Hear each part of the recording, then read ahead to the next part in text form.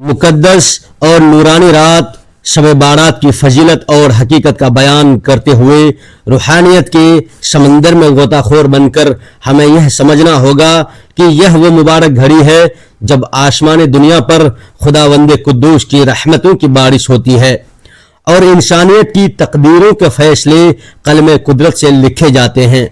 शब बारात एक ऐसी रात है जिसके अंदर इंसानों की जिंदगियों के बारे में निहायत अहम और ख़ास फैसले किए जाते हैं कि आप जिंदा रहेंगे या नहीं, कौन मरेगा और कौन जिंदा रहेगा, आप पर आसानी आएगी या आजमाइश, या अल्लाह हज़्बुल्लाहु वक़ी आपके रिज़्क़ में कुशादगी होगी या तंगी, कौन गरीब से अमीर बन जाएगा और किसकी ज़िंदगी में मुसीबतों का आगाज़ होने वाला है और किन लोगों के नाम मुर्दा लोगों की फहरिस्त में लिख दिए जाएंगे। तो क्या वो रात आपके लिए आम रह जाएगी? प्यारे दोस्तों, आज की इस वीडियो में हम आपको बताएंगे कि शब बारात की हकीकत क्या है, इस रात नाम आमाल क्यों बदले जाते हैं और इस रात इंसानों के बारे में कौन कौन से खास फैसले किए जाते हैं, और अगर खुदा नखास्ता हमारा नाम भी मुर्दा लोगों की फहरिस्त में लिखा जा चुका हो तो हमें क्या करना चाहिए।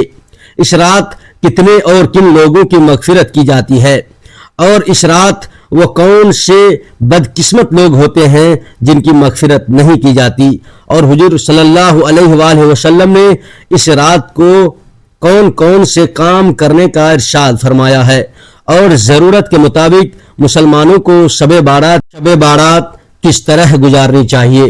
प्यारे दोस्तों, इन तमाम सवालात के जवाब यह है। शब बारात इस्लामी साल के 8वें महीने शाबानुल मुअज्जम की 15वीं रात को आती है। शाबान की 15वीं रात को शब बारात कहा जाता है और यह रात 15 शाबान की फजर तक रहती है। यही वो रात है जिसके बारे में नबी करीम सल्लल्लाहु ताला अलैहि वसल्लम ने उम्मत को खबरदार किया। यह रमज़ान से पहले आने वाली आखिरी बड़ी रात है। शब के मानी रात के हैं और बारात के मानी हैं बड़ी होना, क्योंकि इस रात मुसलमान तौबा करके अल्लाह तबारक व ताला की बारगाह में अपने गुनाहों की माफ़ी मांगते हैं और अल्लाह तबारक व ताला की बारगाह में अपने गुनाहों को छोड़ने का पुख्ता वादा करते हैं। तो अल्लाह तबारक व ताला अपनी रहमत के सदके बेशुमार मुसलमानों को जहन्नम से रिहाई अता फरमा देता है, इसलिए इस रात को शब बारात कहा जाता है। उम्मुल मोमिनीन हजरत आयशा सिद्दीक़ा रज़ी अल्लाह अन्हा फरमाती हैं, एक दिन मैंने देखा कि हुजूर करीम सल्लल्लाहु अलैहि वसल्लम मेरे हुजरे में नहीं हैं, तो मैं हुजूर को तलाश करने निकली। जन्नतुल बकिया में पहुंची तो वहां का मंजर अजीब था। मैंने देखा कि हुजूर करीम सल्लल्लाहु अलैहि वसल्लम कब्रिस्तान में तशरीफ फरमा है, सर झुका हुआ, हाथ उठे हुए, लबों पर दुआ और दिल में उम्मत का दर्द। यह वो जगह थी जहां वह लोग आराम कर रहे थे जो कभी हमारे जैसे जिंदा थे, हंसते थे, बोलते थे, दुनिया में मशरूफ थे, मगर आज खामोश कब्रों में सो रहे थे। हुजूर सल्लल्लाहु अलैहि वसल्लम अपनी उम्मत के लिए दुआ फरमाते रहे, अल्लाह से मगफिरत मांगते रहे थे, उन लोगों के लिए भी जो कब्रों में है और उनके लिए भी जो अभी जिंदा है मगर गफलत में है। मुझे देखकर फरमाया, ए आयशा, क्या तुमने यह समझा कि अल्लाह का रसूल तुमसे ज्यादती करेगा? मैंने अर्ज किया, या रसूल, मैंने समझा कि शायद आप किसी दूसरी ज़वाजा ए मोहतरमा के हुजरे में तशरीफ ले गए हैं। फरमाया, आज लैलतुल निस्फ शाबान है, शाबान की 15वीं रात दरमियानी शब है, यह शब बारात है। इस रात अल्लाह तबारक व ताला बेशुमार बंदों की मगफिरत फरमाता है। मैं चाहता हूँ कि मेरी उम्मत को मौत याद रहे, कब्रों का अंजाम याद रहे और वह अल्लाह की तरफ पलट आए। इस तरह अल्लाह ताला आसमान दुनिया पर नाजिल होता है और कबीला बनु कल्ब की बकरियों के बालों से ज्यादा लोगों को जहन्नुम की आग से आजाद फरमा देता है। कबीला बनु कल्ब अरब का बहुत बड़ा कबीला था जो बकरियां और भेड़ें पालते थे। उनके रेवर लाखों की तादाद में थे। तो इस कबीले की बकरियों के बालों से भी ज्यादा गुनहगारों को जहन्नम से आजाद कर दिया जाता है। यह वो बाबरकत रात है जिसके दामन में इतनी बरकत है कि कोई महरूम नहीं रहता सिवाय उन बदनसीब लोगों के जो शिर्क में मुब्तला है, सख्त कीना परवर है, कतर रहमी करते हैं, कातिल है, आदि शराबी है या बदकार है। उन्हें इस मुबारक रात में महरूम रखा जाता है, वरना अल्लाह की रहमतों का सैलाब है। हजरत अता बिन यासिर रजी अल्लाह ताला अन्हु बयान फरमाते हैं कि लैलतुल कद्र के बाद साबान की 15वीं रात सबसे अफजल यानी सबसे बेहतरीन रात है। प्यारे दोस्तों, शब बारात फरिश्तों के लिए अल्लाह तबारक व ताला ने ईद का दिन मुकर्रर फरमा दिया है। जिस तरह अल्लाह तबारक व ताला ने जमीन पर रहने वाले इंसानों को 2 ईदें अता फरमाई है, इसी तरह अल्लाह तबारक व ताला ने आसमान वालों के लिए भी 2 ईदें मुकर्रर कर रखी है, एक शब बारात और दूसरी शब कद्र। इंसान क्योंकि यह दोनों ईदें दिन में मनाते हैं जबकि फरिश्ते ये दोनों ईदें रात को मनाते हैं।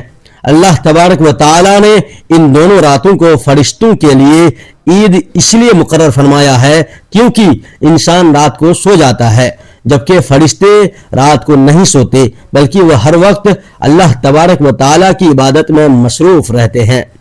प्यारे दोस्तों, शब बारात के बारे में अल्लाह तबारक व ताला कुरान में इरशाद फरमाता है, कसम है इस रोशन किताब की, बेशक हमने इसे एक बाबरकत रात में नाजिल किया, बेशक हम डराने वाले हैं। इस रात में हर हिकमत वाला काम बांट दिया जाता है। इस आयत करीमा की तफसीर में मुफस्सिरीन लिखते हैं कि इस शब से मुराद शब कद्र या शब बारात है, और हजरत इकामा रजी अल्लाह ताला अन्हु और दूसरे मुफस्सिरीन बयान करते हैं कि लैलतुल कद्र एक मुबारकाम से मुराद ही शब बारात है। प्यारे दोस्तों, इस रात के अंदर इन तमाम लोगों की फहरिस्त तैयार की जाती है जो इस दुनिया के अंदर जिंदा रहने वाले होंगे और जो इस साल के अंदर मरने वाले होंगे और जो हज करने वाले होंगे। इन तमाम लोगों के नाम इस फहरिस्त के अंदर लिख दिए जाते हैं। इस फहरिस्त में दर्ज होने वाले हर हुक्म को पूरा करने में जर्रा बराबर भी कमी नहीं की जाती। हुजूर अकरम सल्लल्लाहु ताला अलैहि वसल्लम ने एक मिसाल बयान फरमाई। एक शख्स सहरा में सफर कर रहा था। दोपहर के वक्त एक दरख्त के नीचे आराम के लिए रुक गया। ऊंट को दरख्त से बांधा और खुद लेट गया। थोड़ी देर बाद आंख खुली तो देखा कि ऊंट सामान समेत गायब है। सहरा में ऊंट का गुम हो जाना गोया जिंदगी का खत्म हो जाना है। वह इधर उधर दौरा तलाश की मगर कोई निशान न मिला। थक हार कर वापस उसी दरख्त के नीचे बैठ गया। प्यास से हलकान हो रहा था, मौत का इंतजार करने लगा। सहरा के मुसाफिर जानते हैं कि सैकड़ों मील तक आबादी नहीं होती, न खाने को कुछ न पीने को कुछ। ऊंट भी गया, तोशा भी साथ चला गया। अब सीधी मौत नजर आ रही थी। वह दरख्त से टेक लगाकर बैठ गया और मौत का मुंतजिर हो गया। थोड़ी देर बाद दोबारा आंख लग गई। जब आंख खुली तो देखा कि वह ऊंट साज व सामान समेत वापस उसके पास खड़ा है।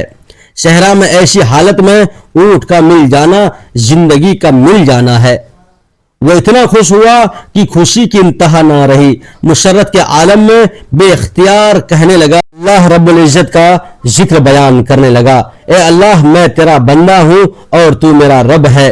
दरअसल कहना तो यह था कि तू मेरा रब है और मैं तेरा बंदा, मगर खुशी का आलम इतना था कि जबान पर काबू न रहा। हुजूर ने सहाबा से पूछा, बताओ इस बंदे को कितनी खुशी हुई कि जबान भी काबू से बाहर हो गई। सहाबा ने अर्ज की, बहुत ज्यादा खुशी हुई। तो हुजूर ने फरमाया, जिस तरह उसे गुमशुदा ऊंट मिला और खुशी की इंतहा हो गई, उससे भी ज्यादा अल्लाह खुश होता है जब कोई बंदा तौबा करके उसकी तरफ पलट आता है, गुनाहों की माफी मांगते हुए उसकी दहलीज पर आ जाता है। अल्लाह अकबर। एक और वाकया हजरत महमूद गजनवी और उनके गुलाम अयाज का है। इन दोनों के दरमियान मोहब्बत का रिश्ता बहुत गहरा था।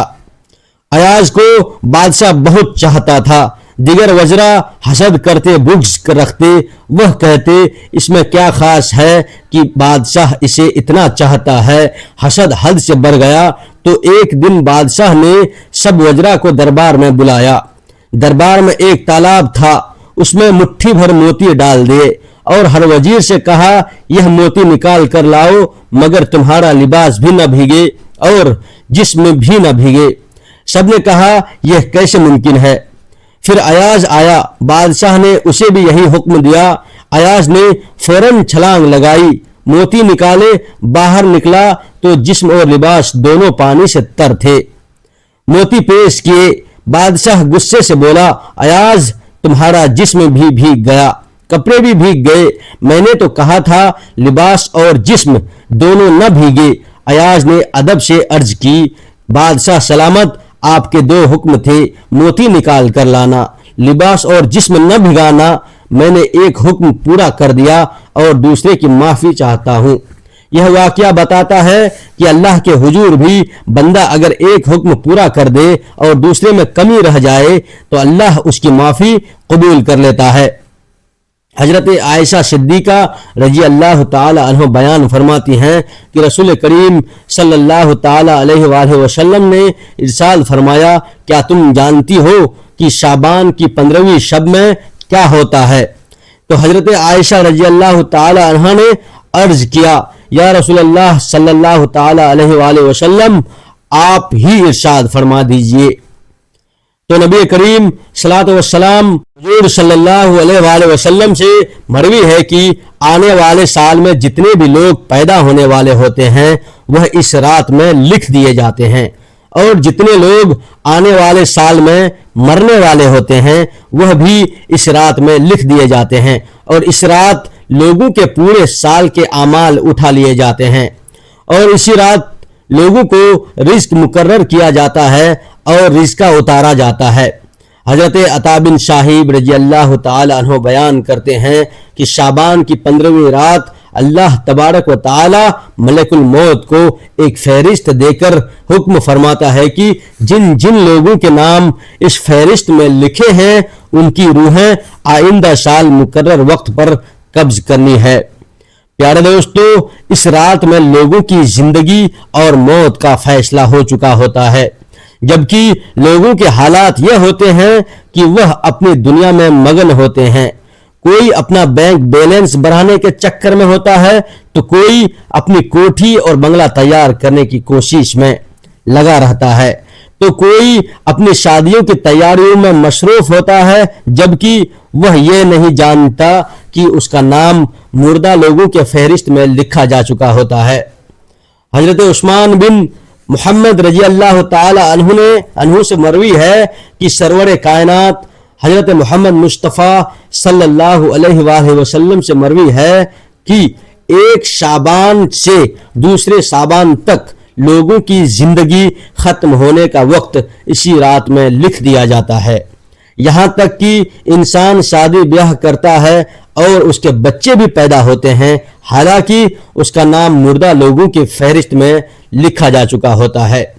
حضرت ابو بکر صدیق رضی اللہ تعالی عنہ روایت کرتے ہیں کہ حضور کریم صلی اللہ تعالی علیہ وآلہ وسلم سے مروی ہے کہ شعبان کی 15ویں شب میں اللہ تبارک و تعالی آسمانی دنیا پر اپنی شان کے مطابق جلوہ گار ہوتے ہیں اور اس رات ہر ایک کی مغفرت فرما دیتے ہیں سوائے ان لوگوں کے جو شرک کرنے والے ہوں اور دل میں بغض رکھنے والے ہوں۔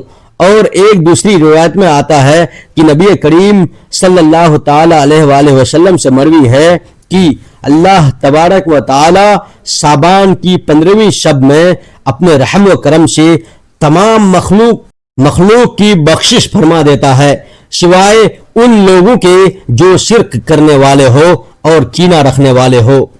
حضرت عبداللہ بن عمر بن عاص رضی اللہ تعالی عنہ سے روایت ہے کہ حضور کریم صلی اللہ تعالی علیہ وآلہ وسلم سے مروی ہے کہ شعبان کی 15ویں رات میں اللہ تبارک و تعالی اپنی رحمت سے سب لوگوں کی مدد فرماتا ہے سوائے دو آدمیوں کے، ایک وہ شخص جو دل میں کینہ رکھنے والا ہو اور دوسرا وہ شخص جو کسی کو ناحق قتل کرنے والا ہو۔ پیارے دوستو، شب بارات میں فرشتوں کو کچھ خاص کام سونپے جاتے ہیں اور شب بارات ایک ایسی رات ہے جس میں اللہ تبارک و تعالی مسلمانوں کی مغفرت فرماتا ہے اور دعاؤں کو قبول کرتا ہے. جیسا کہ حضرت عثمان رضی اللہ تعالی عنہ روایت کرتے ہیں کہ حضور کریم صلی اللہ تعالی علیہ وآلہ وسلم سے مروی ہے کہ جب شعبان کی 15ویں رات آتی ہے تو اللہ تبارک و تعالی کی طرف سے یہ اعلان ہوتا ہے، کیا کوئی مغفرت مانگنے والا ہے کہ اس کے گناہ بخش دیے جائیں؟ کیا کوئی مجھ سے معافی مانگنے والا ہے کہ میں اسے عطا کروں؟ اس وقت اللہ تبارک و تعالی سے جو کچھ مانگا جائے وہ سب عطا فرمایا جاتا ہے اور وہ سب کی دعاؤں کو قبول فرماتا ہے سوائے بدکار عورت اور مشرک انسان کے. دوستو، شب بارات اور 15 شعبان کیا ہے؟ سب سے پہلے لفظ شب فارسی اور عربی زبان کا لفظ ہے اور اس کا مطلب ہے رات. وہ رات جو دن کے شور کے بعد آتی ہے، جب بازار بند ہو جاتے ہیں، لوگ اپنے گھروں کو لوٹتے ہیں، لیکن اصل کہانی تو لفظ بارات میں چھپی ہوئی ہے. بارات عربی کا لفظ بارات سے نکلا ہے اور بارات کا مطلب ہوتا ہے کسی الزام سے بری ہو جانا، کسی سجا سے نجات پا جانا، کسی قید سے آزاد ہو جانا، کسی پکڑ سے چھوٹ جانا. یعنی بہت سادہ لفظوں میں اگر کہا جائے تو بارات کا مطلب ہے رہائی. پیارے دوستو، اب ذرا اپنے دل سے پوچھیے، ہم میں سے کون ایسا ہے جو گناہوں کی قید میں نہیں، کوئی جھوٹ کی زنجیر میں بندھا ہے، کوئی کسی کا دل توڑنے کے بوجھ میں دبا ہوا ہے، کوئی نماز چھوڑنے کی عادت میں گرفتار ہے اور کوئی گناہ کو گناہ ہی نہیں سمجھتا. یہ سب گناہوں کی قید ہے، نظر نہ آنے والی لیکن دل کو جکڑ لینے والی قید. اور شب بارات اسی قید سے رہائی کی رات ہے، اس لیے اس رات کو شب بارات کہا جاتا ہے.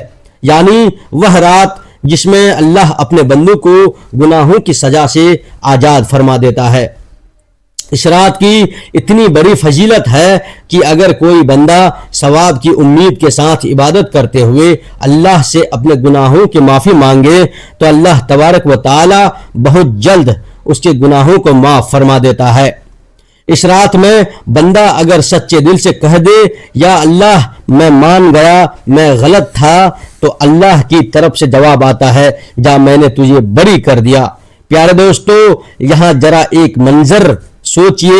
برسوں سے جیل میں ایک قیدی ہے، ہر رات وہ لوہے کی سلاخوں کو دیکھ کر سوتا ہے. ایک دن اچانک دروازہ کھلتا ہے اور جیلر کہتا ہے تیری سزا معاف ہو گئی، تو آزاد ہے. بتائیے اس قیدی کے دل پر اس لمحے کیا گزرتی ہوگی؟ بالکل ویسا ہی احساس شب بارات کی رات گنہگار بندے کے دل میں پیدا ہوتا ہے. فضیلت والی راتیں کون کون سی ہیں یہ بھی ہمیں معلوم ہونی چاہیے. نمبر 1 لیلۃ القدر جو رمضان کے آخری عشرے میں ہوتی ہے. نمبر 2 عید الفطر کی رات. نمبر 3 عید الاضحیٰ یعنی قربانی کی رات. نمبر 4 15 شعبان کی رات یعنی شب بارات. پیارے دوستو، اس رات کی ایک خاص بات یہ ہے کہ جس طرح پورے سال کا بجٹ حکومت پیش کرتی ہے کہ پورے سال میں کیا کیا ہوگا، اسی طرح شب بارات وہ رات ہے جس میں کائنات کا سالانہ بجٹ تیار ہوتا ہے. حکومت کا بجٹ بن رہا ہو، کاغذات پر اعداد لکھے جا رہے ہوں، کہاں خرچ ہوگا، کہاں بچت ہوگی، کہاں کٹ لگے گا اور کہاں اضافہ ہوگا. اب سوچیں، جب انسانوں کی حکومت کا بجٹ اتنا اہم ہوتا ہے تو اللہ کی بنائی ہوئی تقدیر کی فائل کتنی اہم ہوگی.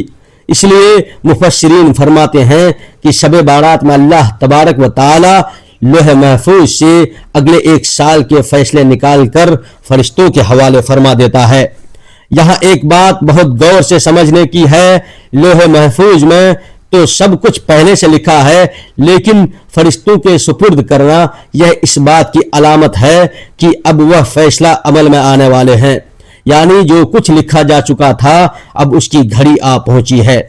پیارے دوستو، اب ایک منظر سوچئے. ایک نوجوان ہے، وہ اگلے مہینے شادی کرنے والا ہے، گھر میں خوشیاں ہیں، کپڑے سل رہے ہیں، دعوت کی باتیں ہو رہی ہے، لیکن اسی نوجوان کا نام شب بارات کی رات مرنے والوں کے فہرست میں لکھ دیا جاتا ہے. وہ خود نہیں جانتا، اس کے گھر والے نہیں جانتے، اس کے دوست نہیں جانتے، لیکن فرشتے جانتے ہیں۔ یہی ہے فیصلوں کی رات شب بارات۔ ہمیں خوشیاں نہیں حقیقت دکھانے آتی ہیں۔ یہ رات انسان کو جھنجھوڑتی ہے کہ تو جس زندگی پر ناز کرتا ہے وہ تیرے اختیار میں نہیں۔ ایک دفعہ حضرت عائشہ رضی اللہ عنہا سے پوچھا گیا کہ اس رات کیا لکھا جاتا ہے، تو انہوں نے نبی کریم علیہ الصلوۃ والسلام کا فرمان نقل کیا کہ اس رات آنے والے سال میں پیدا ہونے والوں کے نام لکھے جاتے ہیں اور مرنے والوں کے نام بھی لوگوں کے اعمال اٹھا لیے جاتے ہیں اور رزق تقسیم کر دیا جاتا ہے۔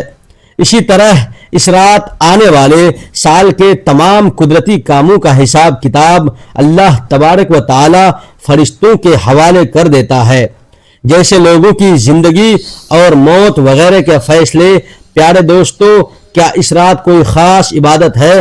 تو اس کا جواب ہے نہیں۔ اس رات میں کوئی ایسی خاص عبادت نہیں ہے جو سنت سے ثابت ہو، لیکن ہاں نفلی عبادت کوئی بھی کر سکتا ہے، جیسے نفل نماز پڑھنا، قرآن کی تلاوت کرنا، اللہ تبارک و تعالی کا ذکر کرنا اور دعا کرنا، صلاۃ التسبیح پڑھنا، تہجد کی نماز ادا کرنا، کیونکہ یہ رات بخشش کی رات ہے۔ اس لیے اللہ کے سامنے اپنے گناہوں کی معافی ضرور مانگنی چاہیے۔ دوستو، کیا اس رات صلاۃ التسبیح پڑھنا ضروری ہے؟ تو اس کا جواب بھی ہے نہیں۔ جیسا کہ ہم نے آپ کو بتایا کہ اس رات کوئی عبادت خاص نہیں ہے، لیکن ہاں نفلی عبادت جو چاہے کر سکتا ہے۔ جہاں تک صلاۃ التسبیح کا تعلق ہے تو یہ نفل نماز ہے اور بڑی فضیلت والی ہے۔ آپ چاہیں تو اسے پڑھ سکتے ہیں، کیونکہ اس نماز کی اتنی فضیلت ہے کہ اسے صرف اسی رات میں نہیں بلکہ پورے سال میں کئی مرتبہ پڑھنا چاہیے۔ پیارے دوستو، بہت سے لوگ یہ سوال کرتے ہیں کہ کیا صلاۃ التسبیح جماعت کے ساتھ پڑھی جاتی ہے؟ تو اس کا جواب ہے نہیں۔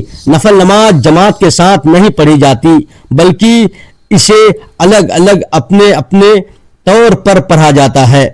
اس رات عبادت مسجد میں کرنی چاہیے یا اپنے گھر میں؟ تو اس کا جواب ہمارے نبی کریم صلی اللہ تعالی علیہ وآلہ وسلم نے یہ ارشاد فرمایا کہ اپنے گھروں کو قبرستان نہ بناؤ، یعنی فرض نماز کے علاوہ نفل سنتوں اور ذکر کے ذریعے اپنے گھروں کو منور اور روشن کرو۔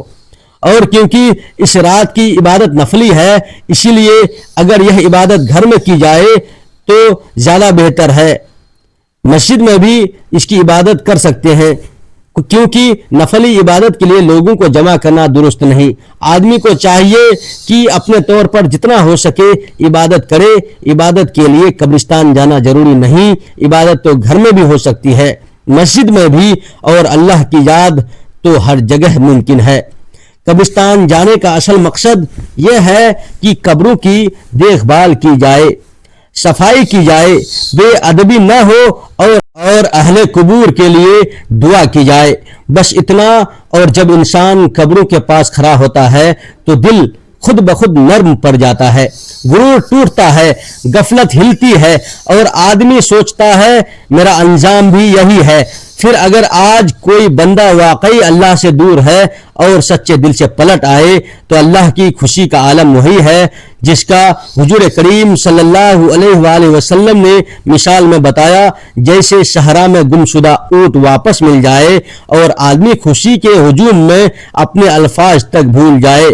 اس لیے شب بارات کی رات حضور کریم صلی اللہ تعالی علیہ وآلہ وسلم کا قبرستان جانا ہمیں یہ پیغام دیتا ہے کہ موت کو یاد کرو، دل کو نرم کرو، گناہوں سے توبہ کرو اور اللہ کی رحمت کی دہلیز پر آ جاؤ۔ لیکن عبادت کو قبرستان سے لازم نہ کر لو، بلکہ قبرستان کو احترام، دعا اور دیکھ بھال کی جگہ سمجھو، کیونکہ شاید یہ ہماری آخری شب بارات ہو۔ اور یاد رکھیں دوستو، اس رات ایسا کوئی کام نہ کریں جس سے آپ کے نام اعمال میں گناہ لکھے جائے، جس سے اللہ تبارک و تعالی آپ سے ناراض ہو جائے، اور کوئی ایسا فیصلہ آپ کے حق میں نہ ہو جائے جو آپ کے لیے بہتر نہ ہو۔ خدا کے لیے ایسا کوئی کام نہ کریں جس سے اللہ اور اس کے رسول صلی اللہ علیہ وآلہ وسلم ناراض ہو۔ हम उम्मीद करते हैं कि आपको आज की हमारी यह जानकारी पसंद आई होगी। इसे खूब शेयर करें और इस तरह की मजीद रूहानी और दीनी मालूमात के लिए हमारे मलक इस्लामिक वॉइस चैनल को जरूर सब्सक्राइब करें और अपनी दुआओं में हमें याद रखें। अस्सलामु अलैकुम व रहमतुल्लाहि व बरकातहू।